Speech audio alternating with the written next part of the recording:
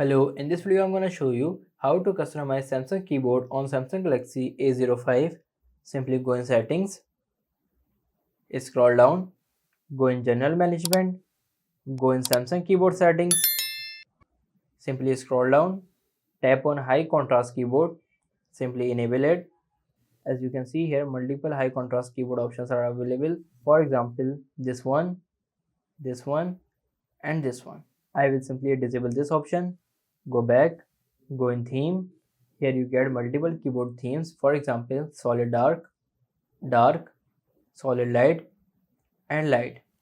Go back, scroll down, here you get font size, tap on it. From here you can increase the keyboard font size and decrease it. I will simply increase it. Here some other options are available. You can customize it according to your needs. This is how you can customize Samsung keyboard on Samsung Galaxy A05. If this video helps you, like this video and subscribe the channel for more information like this.